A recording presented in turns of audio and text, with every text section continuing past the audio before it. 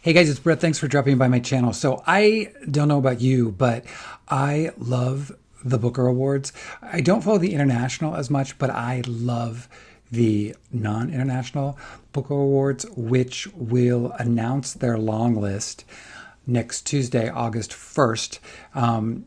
And I do have to say, over on Bookstagram, there is a crazy frenzy for this thing. So many people are putting in their predictions, including myself, of what they're hoping or could see on the Booker long list. So I thought I would share that with you all today. I have to preface this by saying this is not based on anything except for looking at some of the books, thinking about what could be interesting. The thing I hope with the Booker Prize, and what it always seems to do, is there are going to be a number of books, I imagine, that a lot of people haven't even heard of. And that's exciting to me. Also, some of these titles that are coming from smaller presses, that's exciting to me as well. And I hope to see a lot of that. So take this list as whatever, a grain of salt. And at the very least, it's a kind of interesting group of books to talk about. So without further ado, let's talk about some maybe Booker titles. All right, so I will say I have 10 titles here, and then 3 I don't have. So I will talk about those titles, but I don't have the physical copies. Also, to add, have not read all of these, have only read not even half of them. So again, can't speak to all of it. Again, this is all speculative, you know. All right, to start is Small Worlds by Caleb Azuma Nelson. I loved Open Water so much, and was so excited for his second book, which has been getting rave reviews. Have not started this yet. I was actually going to start it last night, but I've decided to put that one behind to the one I am starting, which is another title that will be in here, which I'll show you in a second. But suffice to say, he is a beautiful lyrical writer. If you have not read Open Water, I would highly recommend it. So I'll be interested to see if this one makes it. All right, next, Biography of X by Catherine Lacey. This, I had never read any Catherine Lacey before.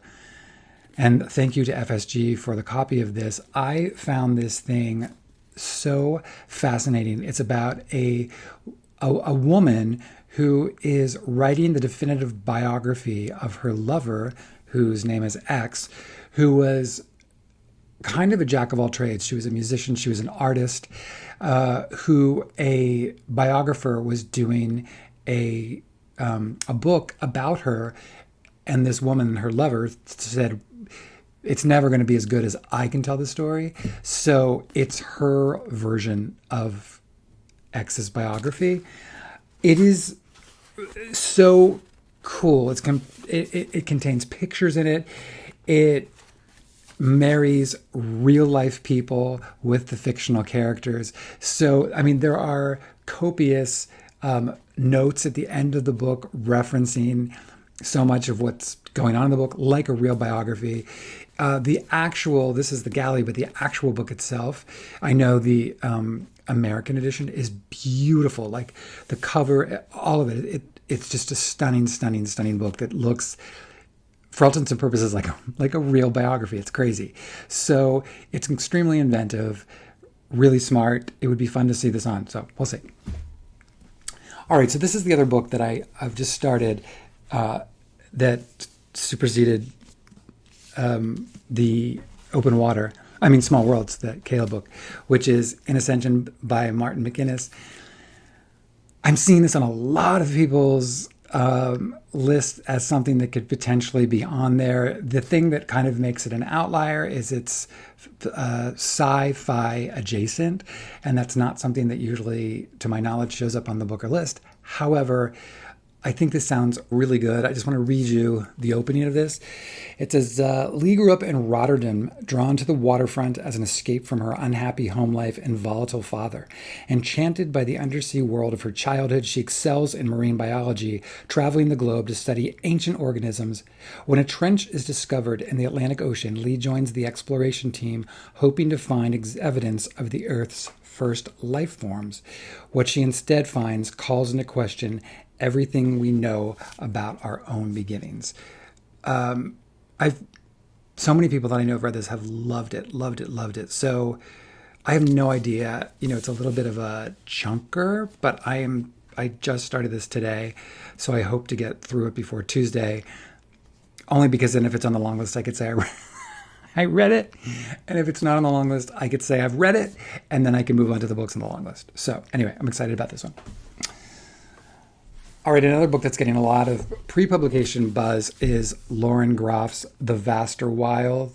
And thank you to Riverhead Books for this gifted copy. I have not read any of Groff's latest books. I did not read Matrix. I did not read Acadia, actually. I did read The Monsters of Templeton, and I read Fates and Fury. But many people are saying this is her best work about a young girl who escapes a colonial settlement and is kind of lost in the woods and what happens. So I'd almost be surprised if this does not get on the list, but we'll see. We'll see. I'm really hoping for this. As you all know, I love this book so much. In memoriam, Alice Wynn is also going to be on the Gaze Reading podcast in August. So very excited about that. She is a absolute delight. It was a great conversation. So excited for you all to hear that. So look for that. But I just love the story of two boys in World War I who fall in love, and it quickly goes from a will they or won't they to a will they survive of the war. Love this book. Probably my favorite of the year so far. Okay. Again, would be surprised if this is on and almost seems redundant because she's winning everything, is Barbara Kingsolver's Demon Copperhead. I don't really need to say anything about this book, although I'd be surprised if it wasn't on, but we'll see. But she's making a clean sweep of all the literary awards this year, so we'll see. This was the very first book I read this year, The New Life by Tom Crew. I really loved this, and in a way, it kind of got backburnered for me because then I read so many other things that I absolutely loved. I kind of forgot about this book and how powerful it was. But this is the story of two men, one who is in a marriage, but he is gay. This is set in London. The other is a man who has a very kind of unique relationship with his wife, who the two of them kind of come together to write a kind of nonfiction book in defense of queerness. At the same time, Oscar Wilde is arrested for gross indecency, and that trial takes place.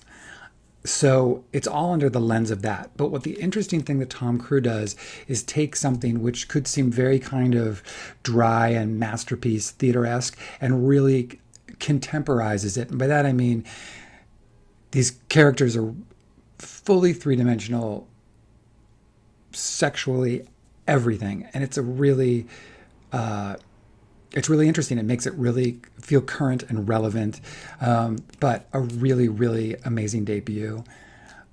Sometimes I wonder if both this and memoriam could get on, or if the judges would be like, no, we'll pick one or the other. I don't know, or neither one. We'll see.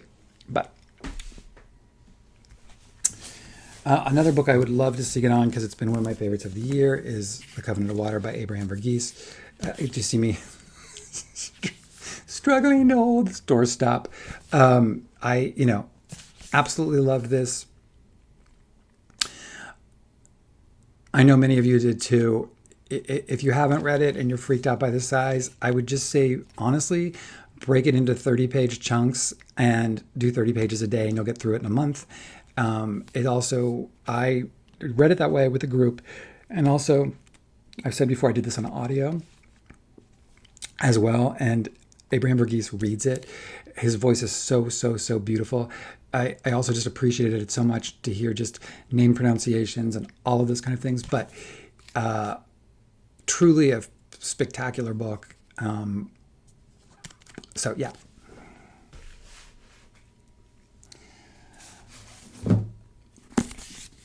Eleanor Catton by, I almost said, did you hear what I started to say? Eleanor Catton by Burnham Wood. Or Burnham Wood by Eleanor Catton. Did you read that new author, Burnham Wood? She's burning up the charts. New York Times bestsellers.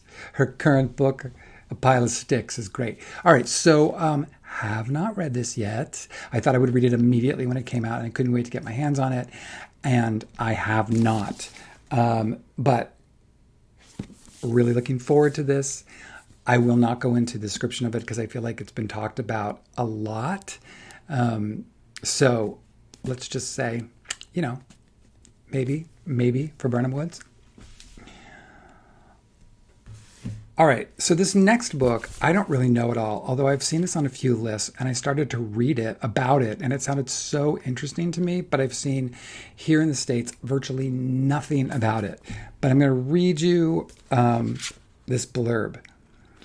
Mrs. S is a sensual and sensational novel that explores in stylish prose the mercurial nature of love and attraction, the transformative power of desire, and the dissonance between self and place. In an elite all-girls English boarding school where the students kiss the marble statue of a famous dead author who used to walk the halls, an outsider arrives to take up the antiquated role of matron. Within this landscape of immense privilege, where difference is often met with hostility, the matron finds herself unsure of her role, her accent, and her body. That is until she meets Mrs. S, the headmaster's wife, a woman who is her polar opposite, an assured, authoritative paragon of femininity. Wow, that's a really amazing description. An authoritative paragon of femininity. Over the course of a long, restless summer, their unspoken yearning blooms into an illicit affair of electric intensity. Seductive, wry, beautifully written, Kate Patrick's bold, revelatory debut smolders with the heat of summer as it explores the queer experience and the force of forbidden love. Mrs. S. Okay, so the final three books I don't have primarily, solely, because they're not out in the US yet, and they're all about to come out. The first is Zadie Smith's Fraud. I love Zadie Smith. I've read everything she has written, and this will be no different. So I'm going to read this regardless. However, this is getting a lot of buzz, and a lot of people are saying it probably will definitely be on the list. Based on what? Who knows? Based on just people talking about it? Who knows? I thought Shrinking was going to be up for Best Comedy. It is not. So, anything can happen. So, that's number one. The second one is The Bee Sting by Paul Murray. I did not read Skippy Dies by Paul Murray. This, I don't know why. It's just, before I even saw a lot of people talking about this for the Booker, it sounded interesting to me. Let me just read you a blurb about it. From the author of Skippy Dies comes Paul Murray's The Bee Sting, an irresistible, funny, wise, and thought-provoking tour de force about family, fortune, and the struggle to be a good person when the world is falling apart. The Barnes family is in trouble. Dickie's once lucrative car business is going under, but rather than face the music, he's spending his days in the woods, building an apocalypse-proof bunker with a renegade handyman. His wife, Imelda, is selling off her jewelry on eBay, while their teenage daughter, Cass, formerly top of her class, seems determined to binge drink her way through her final exams. And 12-year-old PJ is putting the final touches to his grand plan to run away from home. Where did it all go wrong? A patch of ice on the tarmac, a casual favor to a charming stranger, a bee caught beneath a bridal veil. Can a single moment of bad luck change the direction of a life?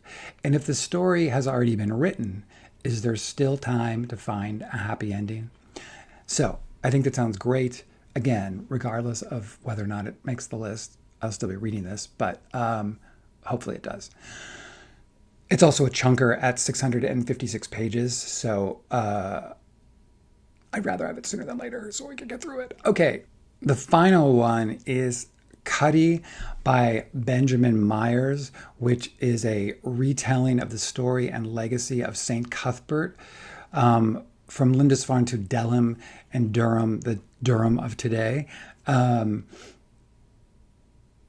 don't know. I started to read through the descriptions, and they gave you a sample of the first chapter, and it all looks really fascinating. I think that he plays with style a lot in this, but everybody that's read it said, do not panic. It's very accessible and very compelling.